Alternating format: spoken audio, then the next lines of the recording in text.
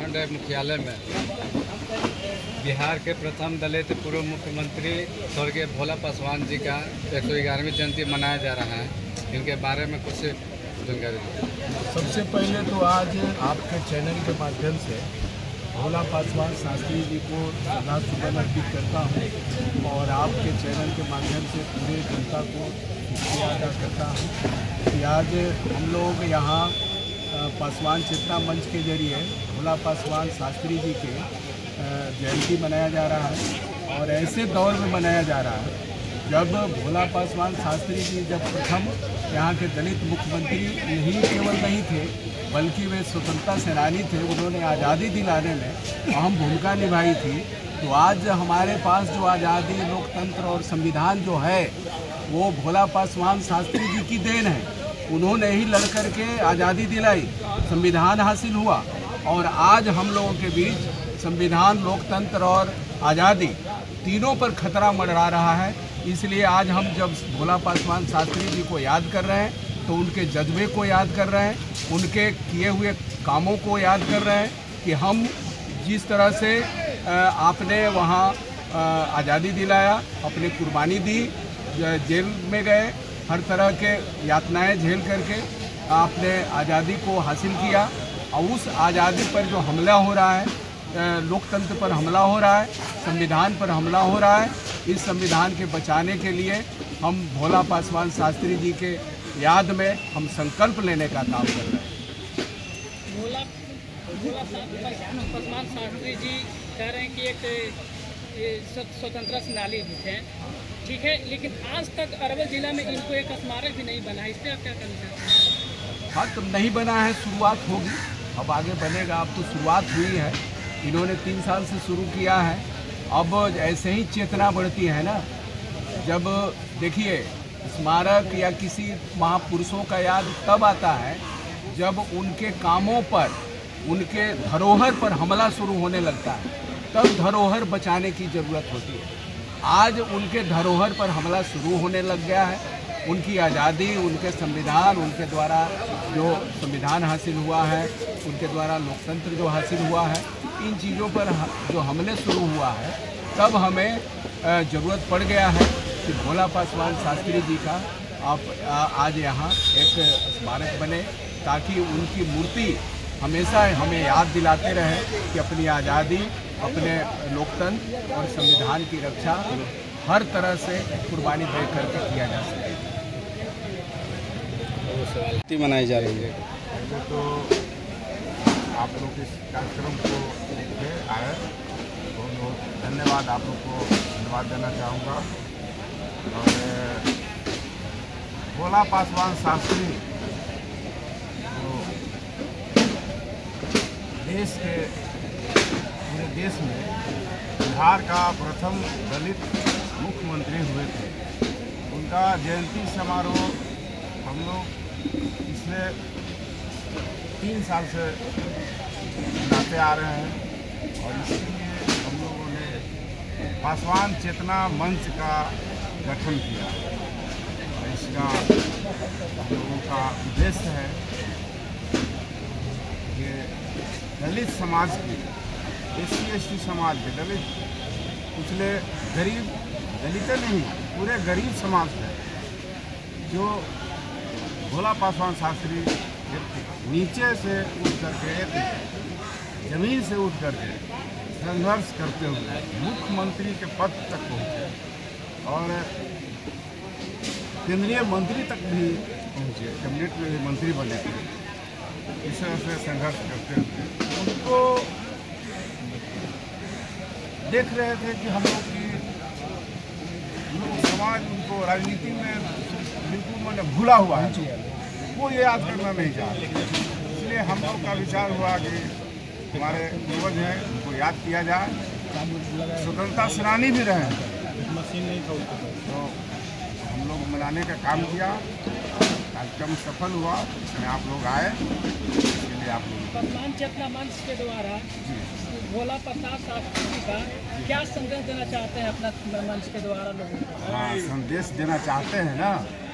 हमारे गरीब कुचले लोग, गरीब वर्ग से एक झोपड़ी में रहकर और मुख्यमंत्री के कुर्सी तक पहुँचे भोला पासवान शास्त्री जी, ये हमारे संविधान का देन है। संविधान इससे दर्शाता है कि कितना मेरा अच्छा संविधान है। लोग मेहनत करेगा और संघर्ष करेगा तो कुर्सी का प्रधानमंत्री के तो सब तक भी इस संविधान के द्वारा हमारे अभी जो प्रधानमंत्री बने हुए हैं अति पिछड़ा समाज जो भी है वो भी यही संविधान के वहाँ पर। पसमान समाज को क्या संदेश देना चाहते हैं? पसमान समाज के इतना मंच से आप क्या संदेश? पसमान समाज को एकजुट करना चाहते हैं। इस बात को समझिए, पसमान समाज इस बात को समझे, उसे उनके इतिहास को पढ़े और उनसे इतिहास को पढ़ करके प्रेरणा लें कि मतलब आगे हम लोग ऊंचा उठें।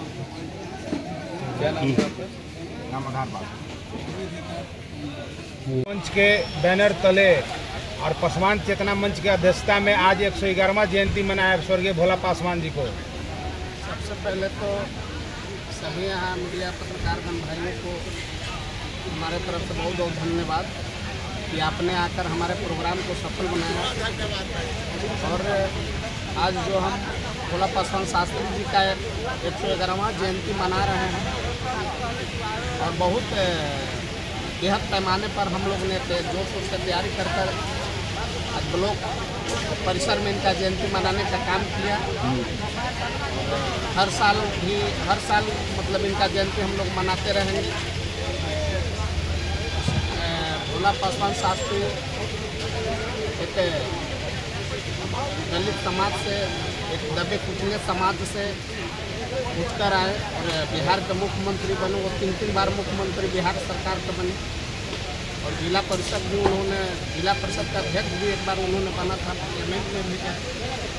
और इनको शिक्षा ग्रहण करने में बहुत संघर्ष करना पड़ता था। जिस तरह से बाबा साहब को शिक्षा से वंचित किया जाता था, उनको संघर्ष करना पड़ता था शिक्षा के लिए। भोला पासवान शास्त्री जी का भी स्कूल से बाहर बैठा दिया जाता था। इन्होंने भी शिक्षा ग्रहण बहुत संघर्ष कर शिक्षा ग्रहण किया। इसलिए मैं पासवान चेतना मंच के बैनर तले से पूरा बिहार वासियों को, खासकर हम अपने जिला वासियों को, जिला के पासवान समाज भाइयों को यह संदेश देना चाहता हूँ कि आप अपने बाल बच्चे को शिक्षित करें, मंदिर मस्जिद ना भेजें, विद्यालय भेजें। विद्यालय आप भेजिएगा तभी आपका विकास होगा, तभी आपका उद्धार होगा। अन्यथा मंदिर मस्जिद जाइएगा, दलित और अति पिछड़ा अल्पसंख्यक लोग मंदिर मस्जिद जाते हैं और हमारा और जो वो लोग जो हैं वो संविधान पढ़ते हैं और वह संविधान में बैठते हैं, हम लोग रोड पर रहते हैं। अपना परिचय बता दीजिए। मेरा नाम उमेश पासवान है, वैसा मारजेडी SC/ST अरवल जिला का दलित प्रकोष्ठ के जिला हुए थे। 111वां जयंती आज मन रहा अरवल की धरती से, इसमें क्या कुछ करना चाहिए? आप लोगों को बहुत धन्यवाद क्योंकि आप लोग हमारे देश के जनता आवाज़ सुनती है, इसलिए सबसे पहले आप लोगों को बहुत बहुत धन्यवाद। और आप जैसा कि 111वां जयंती इनका मनाया गया। ये जयंती इतनी बड़ी जयंती जो है हम लोग इसलिए मनाए क्योंकि उनका बायोग्राफी जो है बहुत बड़ा। हम लोग एक थॉट करते हैं life should be short, biography उनकी जीवनी बहुत संघर्ष हुई है। ये 3 बार बिहार के मुख्यमंत्री रहे और ये पहले ऐसे व्यक्ति थे जो दलित समाज से मुख्यमंत्री बने। इसलिए मेमोरेबल टाइम याद करें और जिस तरह वो स्ट्रगल किए हैं बिहार के लिए मुख्यमंत्री बने, यहाँ के पार्लियामेंट में भी गए हैं। ये राज्यसभा में इंदिरा गांधी के टाइम में लड़ाई लड़ रही है, राज्यसभा में भी गए। तो ये बिहार शास्त्री की उपाधि कब और आचार्य का धन्यवाद क्या भोला पासवान जी का जो सोच था वो ऑफिस AC और बढ़िया दफ्तर VIP दफ्तर छोड़कर दरी बिछाकर पीपर के पेड़ के पास जो लोगों का सभा करते थे, उस मार्ग पर आगे कोई और आगे चलेगा कि नहीं? हम खुद इनकी स्मार्ट में चलना चाहते हैं। हम लोग एक आइडियल मानते हैं कि नहीं, ये एक आइडियल पर्सन है जिनका जिनके पद चिन्हों पर हमें चलना चाहिए।